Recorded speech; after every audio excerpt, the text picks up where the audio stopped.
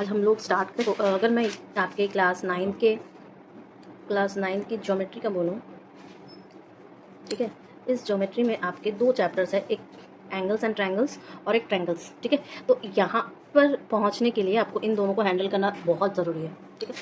तो हम लोग बहुत बेसिक से कंसेप्ट वाइज ही चलेंगे कि यही चीज़ आपके 11th 12th इन सब में बढ़ती जाती है, और चाहे कोई भी गवर्नमेंट एग्जाम हो उसमें भी ये आता है, ठीक है। सबसे पहले स्टार्ट करेंगे एंगल्स, ठीक है। एंगल्स मैं क्लास ऑफलाइन जो ब्लैक बोर्ड में खड़े होकर लेना है वो नहीं ले पा रही हूँ, बिकॉज आई ऑलरेडी इन्फॉर्म्ड कि मेरे लेग्स का ऑपरेशन हुआ है, ठीक है। तो अभी मैं कंप्लीट बेड रेस्ट पे हूँ, राइट। सो चलो एंगल्स देखते हैं। एंगल्स क्या है एक्चुअल में, आपने बचपन में पढ़ा होगा कि एक रे अगर एक पॉइंट से एक रे इस साइड में ले और एक रे अगर ऐसे खींचे, तो दोनों के बीच जो ये पार्ट है उसे एंगल कहते हैं। जैसे ए बी और इसका नाम अगर सी दें, क्लियर क्लियर है ना। तो अगर मैं इसको एक डेफिनेशन वाइज लिखूं, ठीक है, तो क्या हो जाएगा, एन एंगल क्या होगा, is the union of two non collinear collinear नहीं होना चाहिए, नॉन कोलिनियर होना चाहिए, rays with a common initial point, with a common initial point, ठीक है। अब देखो ये कोलिनियर रे है, नॉन कोलिनियर रे है, ये नॉन कोलिनियर रे है, ठीक है, और इनका कॉमन इनिशियल पॉइंट ये है, क्लियर। अब इस पॉइंट को हम क्या कहते हैं, वर्टेक्स, क्या कहते हैं, वर्टेक्स, क्लियर है ना। अब अगर हमें एंगल्स को शो करना है, मान लो ये है, अब हम इसके भीतर और एक अगर लाइन खींच दें, मानो ये, ठीक है, इसको बना दें डी, तो ये क्या हो जाएगा, एक एंगल ये हो जाएगा, एक एंगल ये हो जाएगा, क्लियर है। अब इसी फिगर में मैं तुमको बताऊंगी, अगर मान लो मैंने एक और फिगर बना लेते हैं, अगर मान लो मैंने ऐसे ड्रॉ किया, ये कॉमन पॉइंट है यानी कि वर्टेक्स है, यहाँ पे अगर मैंने बी बोल दिया, इसको अगर मैंने सी बोल दिया, इसको अगर मैंने ए बोल दिया है, तो आपका ये वाला पार्ट जो होगा, जो इंटीरियर पूरा होगा, उसको interior of angle B A C कहेंगे, interior of angle A B A C, actually B A C हो जाएगा, ठीक है। और ये जो बाहर का पूरा हिस्सा है आपका, ये बाहर का हिस्सा पूरा क्या हो जाएगा, exterior of angle B A सी, ठीक है ना, क्लियर है। इसमें तो कोई कंफ्यूजन ही नहीं है, बहुत इजी सा है। अब इंटीरियर और एक्सटीरियर आपको पता चल गया है, लेकिन यहाँ पर मेरे को आपको बताना है कॉन्ग्रुएंट एंगल्स क्या होता है, क्योंकि ये बहुत ज़्यादा ज़रूरी है फर्दर के लिए। तो कॉन्ग्रुएंट एंगल्स, ठीक है, कॉन्ग्रुएंट एंगल्स। अब मान लो कि अगर हमारे पास एक एंगल इतना स्पेस कवर अप करता है, मान लो ये 30 डिग्री का है, ठीक है, 30 डिग्री का है। सिमिलरली अगर दूसरे ट्रायंगल में सेम 30 डिग्री का ही एंगल बना, भले वो पी क्यू आर है, कुछ भी है, ठीक है, तो वो जब स्वैप करेगा, मतलब उसको जब हम इसके ऊपर पूरा का पूरा बैठाएंगे और स्वैप करेंगे इधर से इधर तक, तो वो सेम स्वैपिंग देगा, समझ रहे हो। जब हम एक के ऊपर एक को सुपर इम्पोज कराएंगे तो वो सेम कवर अप करेगा, तो वो चीज़ क्या हो जाएगी, कॉन्ग्रुएंट। लेकिन अगर इसकी डेफिनेशन के रूप में लिखें, मतलब अगर एक ऐसा है 30 डिग्री का, मान लो ए बी सी, ठीक है, और एक ऐसा है पी क्यू आर, ये भी 30 डिग्री का, तो जब हम इसके ऊपर इसको सुपर इम्पोज करेंगे तो वो क्या हो जाएगा, सेम टू सेम हो जाएगा, ठीक है, सेम टू सेम स्वैपिंग आ जाएगी। इस वजह से अगर हम डेफिनेशन के तौर पे लिखें तो two angles are said to be congruent in a trace copy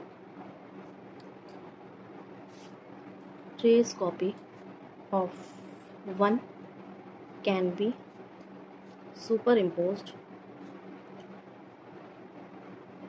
on the other to cover it completely and exactly, ठीक है ना। कोई क्वेश्चन, कोई कंफ्यूजन नहीं, ठीक है। अब आगे बढ़े, अब आ जाओ एंगल्स का मेजरमेंट कैसे करेंगे, कौन से एंगल्स किसको कहते हैं, ये सारी चीज़ें हम लोग देखेंगे। तो कॉन्ग्रुएंट एंगल का तो मेजरमेंट हमने बताया कि सेम टू सेम एग्जैक्ट करते हैं, तो उसको हम लोग कॉन्ग्रुएंस। लेकिन सबसे पहले अगर मैंने को आपको बोलना है तो टाइप्स ऑफ एंगल्स के बारे में बोलना है, टाइप्स ऑफ एंगल्स, ठीक है, जिसमें सबसे पहले हम देखेंगे एक्यूट एंगल यानी कि जब आप एकदम 90 डिग्री से लेस लेते हो तो वो एक्यूट एंगल होता है। मेजरमेंट क्या होगा? मेजरमेंट क्या होगा? लेस देन आपका 90 डिग्री। ठीक है। दूसरा आपके पास आता है राइट एंगल। राइट एंगल जिसका मेजरमेंट क्या होगा? मेजरमेंट क्या हो जाएगा? Equal to 90 degree. Equal to 90 degree. तो अगर मैं इसको ड्रॉ करूँ तो ये हो जाएगा आपका 90 डिग्री से छोटा। ठीक है, लेस देन 90 डिग्री। ठीक, एक्यूट एंगल अगर इसको लूँ तो ये आपका राइट एंगल हो जाएगा। शो करने का तरीका ये है।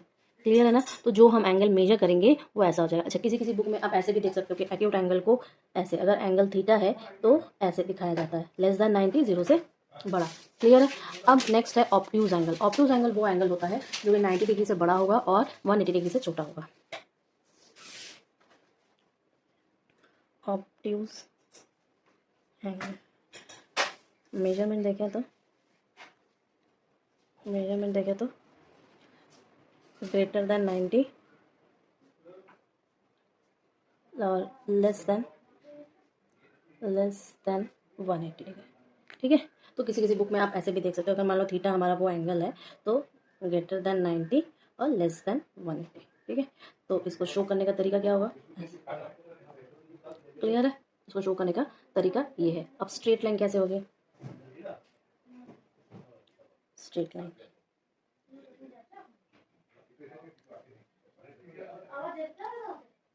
स्ट्रेट एंगल मेजरमेंट क्या है? 180 डिग्री। मेजरमेंट क्या है आपका? 180 degree. Clear? Equal to your 180 degree. तो बस स्ट्रेट लाइन। ठीक है, इसको ऐसे 180 डिग्री कर देंगे। क्लियर है? नेक्स्ट आपका रिफ्लेक्स एंगल होता है। ये कंफ्यूज मत करना, रिफ्लेक्स एंगल। ठीक है, रिफ्लेक्स एंगल क्या कहता है कि हम 180 डिग्री से बड़े होंगे। ओके, रिफ्लेक्ट एंगल जो होगा मेजरमेंट मोर देन 180 डिग्री। ठीक, तो ये आपका स्ट्रेट लाइन है, यानी कि आपको इधर लेना पड़ेगा, तो ये ऐसे मेजर करेगा। क्लियर है? तो थीटा है तो थीटा ग्रेटर देन 180 डिग्री हो जाएगा। ओके, अब देखो दो एंगल्स होते हैं जिनका हमारे पास बहुत सारे क्वेश्चंस बनते हैं, वो है कॉम्प्लीमेंट्री एंगल्स और आपके सप्लीमेंट्री एंगल्स। कैसे बनते हैं देखते हैं। है आपका कॉम्प्लीमेंट्री एंगल्स। ठीक है, तो मान लो एक एंगल x है, एक एंगल y डिग्री का है, तो दोनों का सम जो होगा वो आपका क्या होगा? कॉम्प्लीमेंट्री में 90 डिग्री का होगा। ठीक है, और सप्लीमेंट्री क्या होता है? सप्लीमेंट्री 180 डिग्री के बराबर होता है। एंगल्स क्या कहता है कि मान लो दो एंगल है, x डिग्री का एक y डिग्री का, तो वो 180 डिग्री के बराबर हो जाएगा। ठीक है, अब अगर मैं सप्लीमेंट्री एंगल्स बनाऊँ या कॉम्प्लीमेंट्री एंगल्स बनाऊँ, मान लो मैंने पहले कॉम्प्लीमेंट्री एंगल्स बनाया, कॉम्प्लीमेंट्री एंगल्स। ठीक है, तो ये कॉम्प्लीमेंट्री एंगल्स बोलता है कि दो एंगल्स का सम हमेशा 90 डिग्री होना चाहिए। ठीक है, सो मान लो मेरे पास ऐसा कोई डायग्राम है जिसमें ये बता दिया गया है कि x डिग्री का है। ठीक है, तो ये O मान लो, ये A मान लो, ये B मान लो और ये C मान लो। ठीक है, ये बता दिया गया है कि y डिग्री का है। तो कॉम्प्लीमेंट्री एंगल क्या कह रहा है? x degree plus y degree is equal to 90 degree. अगर मैं इसको फिगर वाइज देखना चाहूँ, यहीं अगर हम सप्लीमेंट्री बोलते हैं, सप्लीमेंट्री एंगल्स बोलते हैं। ठीक है, तो ये क्या करता बेटा जी? ये बोलेगा ना कि दोनों मिला के 180 डिग्री होगा। तो इसका मतलब अगर मान लो मेरे पास ये कोई पार्ट है और ये मेरा ओरिजिन O है और मैंने ये रे बनाया, तो एक A, B और C। ठीक, ये मान लो x डिग्री का है, ये मान लो y डिग्री का है। ठीक है, सो सप्लीमेंट्री क्या कहेगा डायग्रामेटिक वाइज कि मेरे ये x degree plus y degree is equal to 180 degree के बराबर होंगे। लेकिन एक और जो पढ़ते हैं हम लोग वो होता है bisector of an angle. Bisector of an angle. ठीक है, अब बताओ इसका नाम क्या है? बाइसेक्टर। बाइसेक्टर यानी कि उस एंगल को 2 इक्वल पार्ट्स में डिवाइड कर रहा है। तो अगर मैं इसको बोलना चाहूँ तो क्या कहूँगी? बाइसेक्टर ऑफ एन एंगल कि ये एक ऐसा बीच में से रह जाएगा जो कि इंटीरियर, जो अगर किसी एंगल है, मान लो कि हमारे पास एक रेज है ऐसा, ठीक है, AB, और एक रे है हमारा ऐसा C। क्लियर? अब मैंने एक रे बनाया x, मान लो कुछ ऐसा, तो अब ये एंगल बाइसेक्टर क्या कहेगा कि ये रे जो ए एक्स ऐसे बना है कि ये वाला एंगल और ये वाला एंगल दोनों इक्वल पार्ट्स में डिवाइड किया है, ठीक है। तो अगर इस डायग्रामेटिक के हम डेफिनेशन वाइज लिखना चाहें तो हम कहेंगे a ray A X is said to be the bisector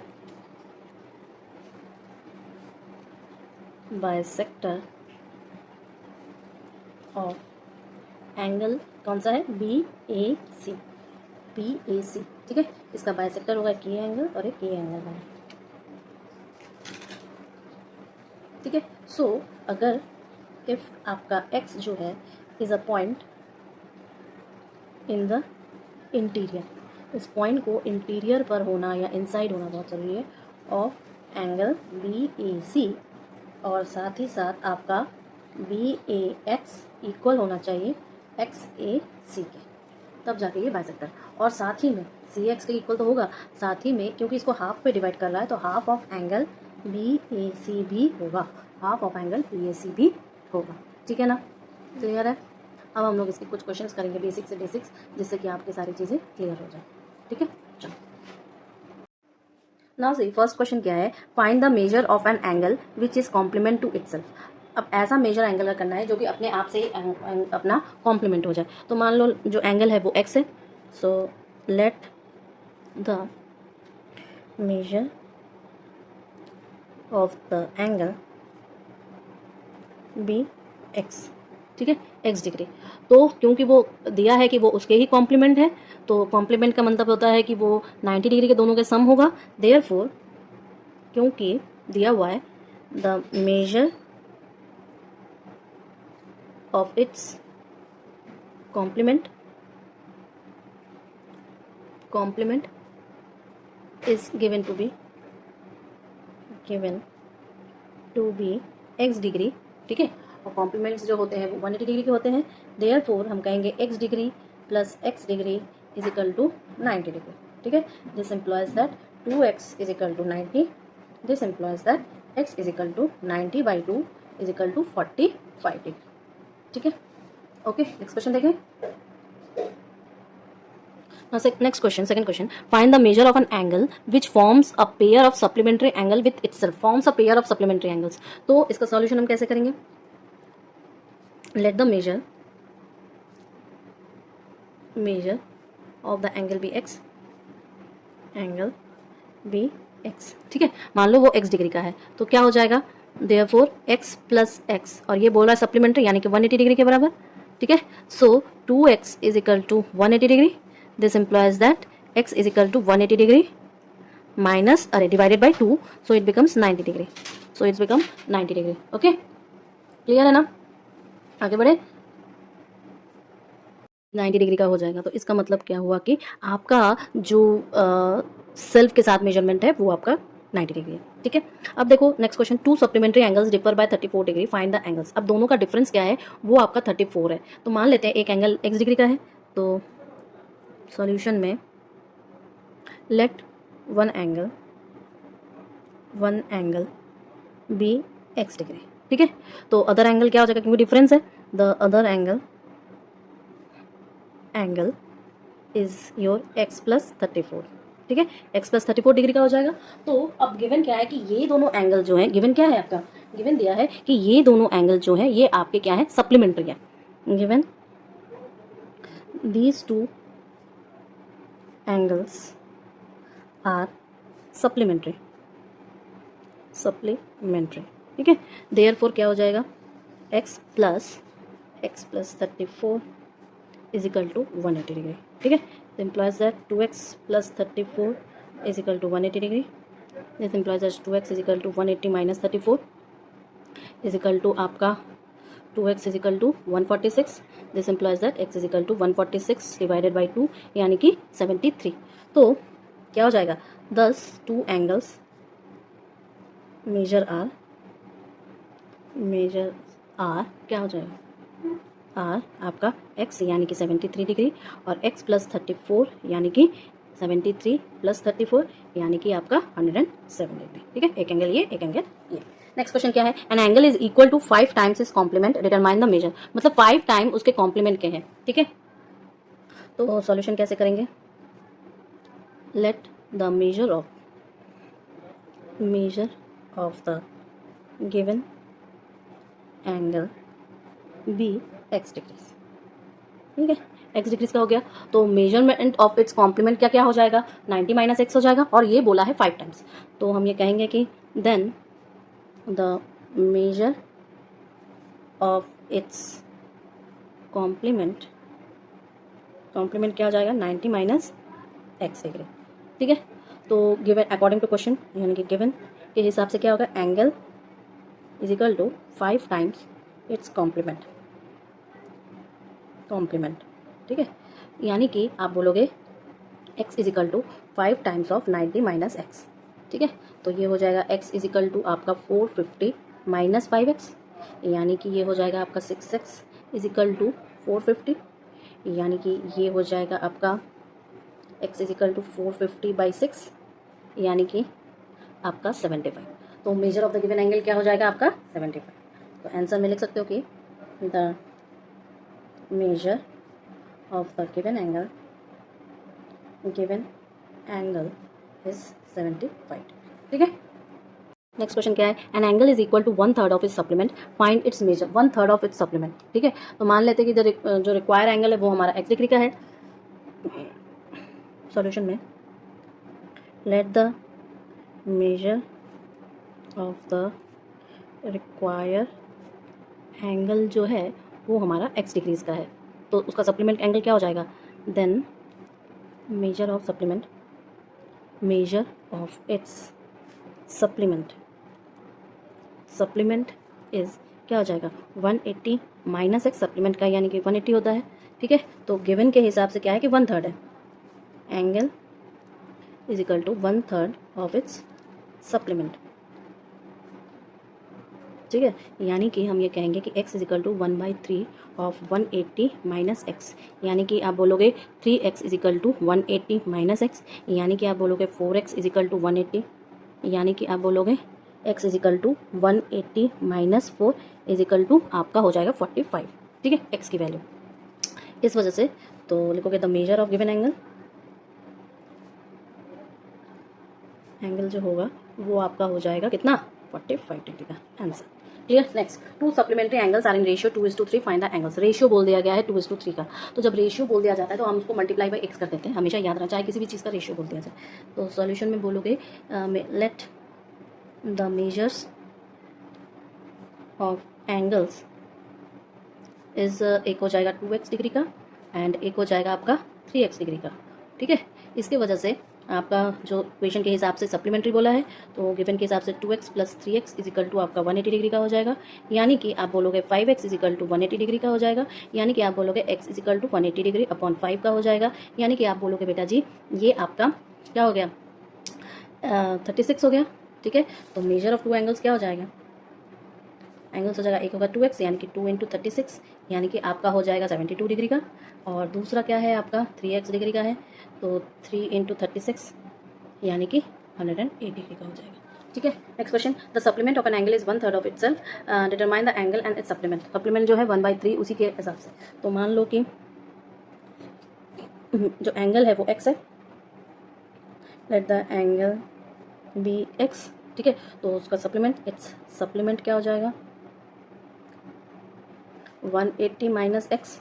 ठीक है, तो जब सप्लीमेंट 180 माइनस हो जाएगा तो गिवन के हिसाब से क्या हो जाएगा कि 180 minus x is equal to 1/3 of x. This implies that 3 times of 180 minus x is equal to x. This implies that 540 minus 3x is equal to x. This implies that 4x is equal to 540। This यानी कि आप बोलोगे x is equal to 540 upon 4 यानी कि 135। ठीक है, तो measure of the angle क्या हो गया इसका मतलब? मेजर ऑफ द एंगल जो है वो तो 135 डिग्री का है, और मेजर ऑफ इट्स सप्लीमेंट जो होगा,